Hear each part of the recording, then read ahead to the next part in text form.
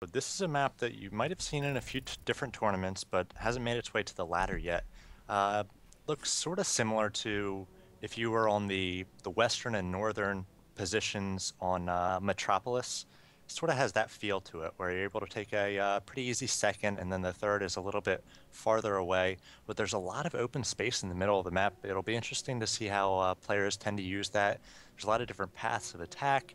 There's ramps and things, so there could be some fun engagements out on this map, and it's really going to come down to the players to control their army well and only engage when it's really fortuitous for them to do so. As we have the let's do the intros here as we explore the map a little bit. All right, over here at what I will call the 12 o'clock or 1 o'clock position, we have Gosu's Yatta spawning as the blue Protoss. Meanwhile, we have the red Zerg Dasuki from vVv here at what I'll call the 8 o'clock position. Now, I'm just trying to take a look at this map. It looks like there are only 2 spawning locations. Am I correct in that assumption? Yep. All right, so only 2 spawning locations. The Overlord already making his way out across the map. And we are going to see a Forge Fast expansion coming in from Gosu Yatta. It is important to note that both of the players knew which map would be the first map, and so perhaps they did practice some of these builds a little bit more than, say, if it was a Game 7 in the series, where they're like, I would just normally veto down this map anyways. So we'll see what the strategies will be, and whether or not they practice any cheese, or if they're just going to do some standard play here. A few things with that pylon placement. It seems like a really wide choke point to do a Forge Fast Expand build. I know that that's really popular these days, and most of the players are more comfortable doing that, but it's going to take a lot of buildings to get a full wall off here. So we might see as this map gets played a little bit more some cheeses and taking advantage of that on the Zerg's part. And then on the Zerg side, obviously you're able to get your natural on every single map, as we see Dasuki going for a 14 pool there, pretty standard. But that third is very far away from your main, and it's got basically 2 points of access, one of which, if you place a pylon sort of on the southern part of the map, it could be very difficult to defend with slow lings or slow roaches if a Protoss decides to attack that third if you put it up quickly. All right, and one interesting thing to note, this fourth base actually has 3 geysers. I don't know if you actually noticed that. There's a rich Vespene geyser behind a fog or behind vents. I'm not quite sure what to make of that. Perhaps it's a little bit more difficult to warp in buildings there or put in a natural defense, perhaps missile turrets, photon cannons, spore crawlers, in order to handle any air units coming in from that side, as we now see Gosu Yatta pretty much trying to deny the natural expansion, and Dasuki will be able to get some damage on that probe, and he does grow up to be a hatchery. The probe moving a little bit too far away. It is going to be that Forge Fast expansion, as we mentioned earlier. Gosu Yatta did set down a second pylon. I like this play. It does allow for a 1 photon cannon to be powered by 2 pylons, so there isn't any Artosis pylon on that front door. Right. But still, that pylon is susceptible to Baneling and Roach play. You know, they can bust through a pylon a lot faster than a Gateway or Forge, some of those higher HP buildings. And it's interesting that Dasuki made 4 lings here. Typically, we see just 2 lings coming out to kill the probe that's harassing your natural and the third, and then sort of take map control a little bit. Dasuki's got an Overlord flying right into a photon cannon, so that's no good there. He turns that right around. But it'll be interesting to see how he uses these 4 lings. Already he's taken the center tower. He's got a ling in the south chasing another probe, and then 2 more in his natural, maybe perhaps to deny some scouting information, as he has gotten up a gas at this point. Yeah, getting up that gas, always really important. You can see Dasuki has transferred 3 more, transferred 3 drones on gas right now. Hasn't started the metabolic boost. Meanwhile, Gosu Yatta only running off of 1 gas right now. No, 2 gas. 1 at the main, 1 at the natural. He is getting out that Cybernetics core. He should be able to get some sentries and also chrono boost out that warp gate tech, as we now see a probe may get taken down here at the 3rd base location. A Zergling now trying to chase. It looks like the Zerglings will cut it off. And no, Gosu Yatta may be able to get away. Already back up to 11, 12 shields. And that probe is going to be able to slip by just enough shield points.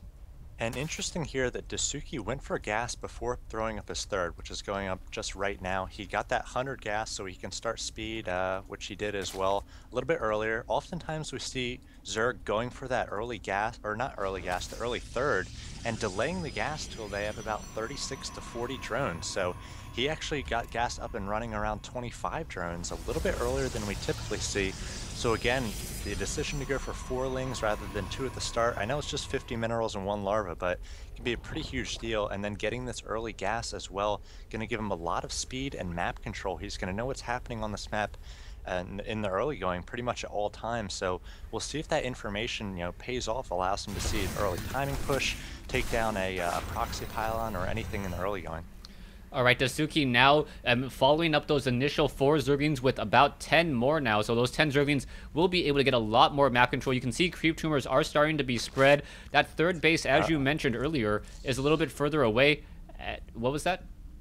We got a roach horn going down. Still just the 1 gas though, so I'm sort of questioning that decision, but he might be trying to use these lings to deny map control. A lot of times that's a good strategy. Killing this this zealot and then getting roaches and ferrying them across with that lack of vision by the Protoss, but he just doesn't have the gas to follow up here with a big push as he does take back the center of the base, or center of the map.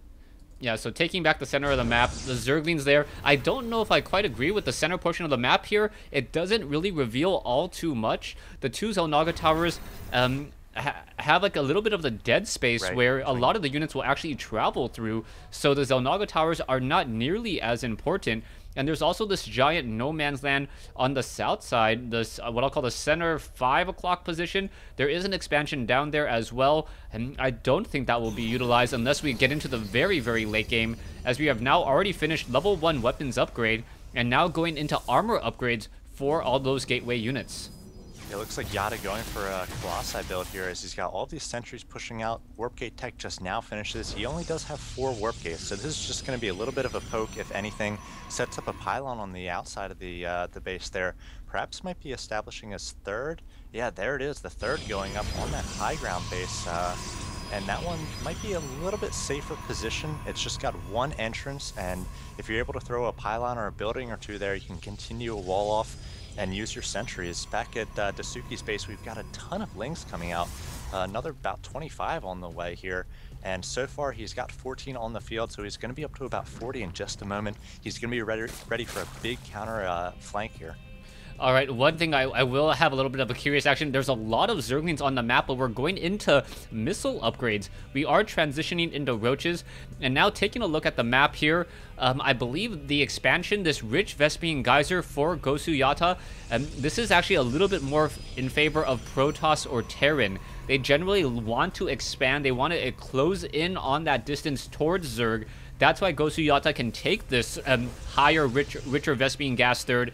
Meanwhile, we saw that Dasuki had to expand away and doesn't want to perhaps overexpose himself, since he can't really use too much SimCity in order to, wall off units with Warp Gate Tech and units already moving in. And a nice position here on the observer by Yata, right outside of his base. He's going to be able to see these units before they get to his forces here. And he's doing a brilliant job of continuing this wall up as we've got a big Zergling run by here. And there's no Colossi out yet to kill these lings. There it is, and the lings might get a nice surround on it. The Colossi will go down immediately if it's not microed. It needs to get up on that ledge, but it will go down. The lings coming in here, they are 0-0 upgraded, so not going to do too well against these 1-1 gateway units.